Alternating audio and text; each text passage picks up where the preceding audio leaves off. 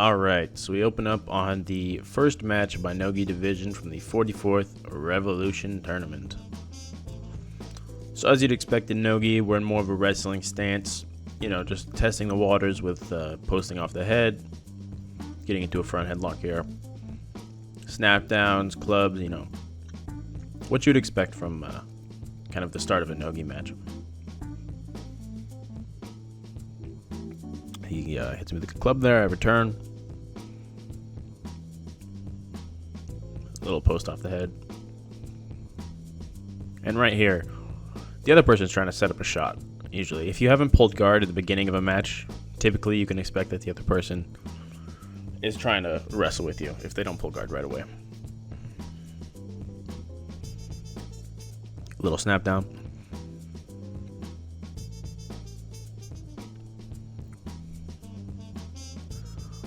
Little pull by a tuck there, didn't quite work out for me. So when he's tapping the mat like that, he's testing his distance to the floor, and he's also conditioning me to not expect a shot when he changes his level.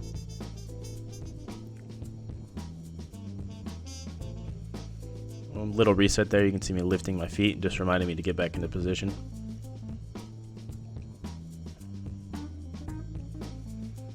Head to head, both hands tied up. Feinting a shot. Obviously can't do it if my hands are tied, but just keeping him guessing. Boom, he shoots him. Front headlock, sprawl, one overhook, one front headlock. Goes up. I try to go for his left leg with my right arm. Don't quite get it. Sprawl again. All the while, I'm making him carry my weight. All my weight's on the back. Well, not all, but I'm trying to keep most of my weight on the back of his head, upper back.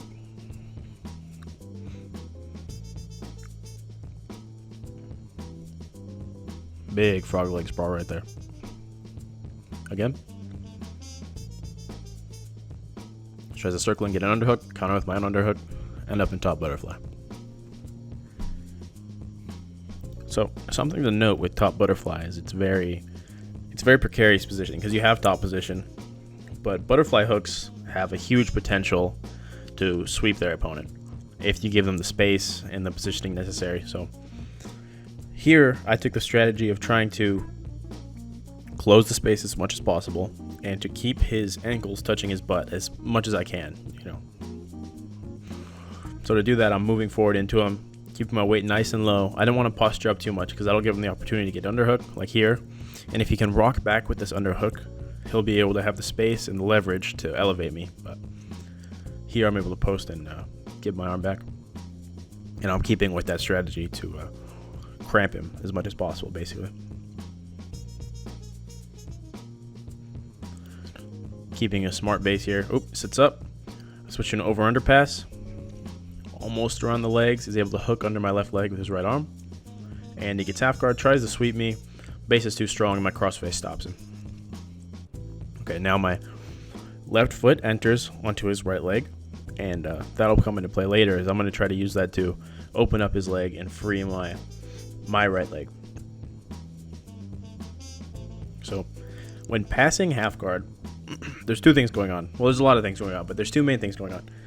There's a battle of the feet, and there's a battle of the upper body. And it's my belief that the battle of the upper body's main, unless you're going for a submission, like a real honest-to-God like submission attempt, the main purpose of the upper body battle is to distract him and irritate him in order to make him either forget about your legs or just not want to hold onto your legs anymore because it's so uncomfortable. And you can see here I'm trying to climb my hand up, I'm trying to clear that frame. I could either transition to a head and arm or a Kimura if I'm able to isolate that arm. Again, just trying to make him uncomfortable. Heavy crossface pressure, occasionally using the top of my head or my forehead to push into the bottom of his chin or his neck, make him uncomfortable. So here I've gotten the supremacy position, but I lose it. Get it again with that right underhook. So I'm trying to clear this frame because these kind of frames are very difficult because if he can elevate my upper body using this kind of stiff frame, he might be able to get that left knee shield in. And the problem is, if he gets that left knee shield in, that could lead to a sweep or that could lead to a regard. Both things I don't want to happen.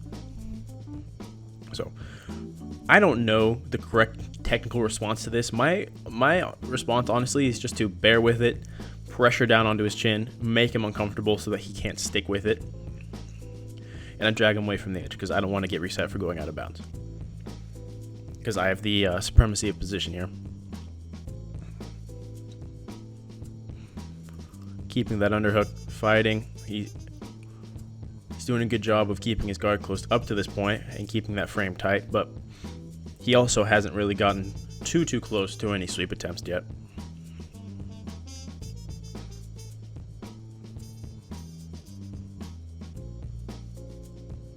Here, just keeping my base nice and low. Don't want to elevate too high in top half. You can sweat very easily, especially if you give up the underhook.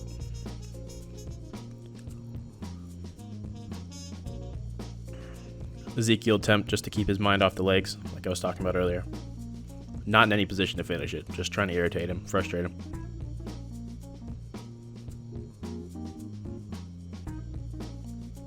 And you can tell he's mainly focused on the upper body right now. Opens legs to adjust, and boom, knee slice past into side control. All right, notice here, my arm, I trap his hand. Boom, I pull him over across into my choking side. Okay, he spins to turtle. Here, this is a points tournament. I want to make sure, in the only scoring position, both hooks. There we go. Now I need to hold the position, so I'm not going to be reckless here. I'm going to hold it.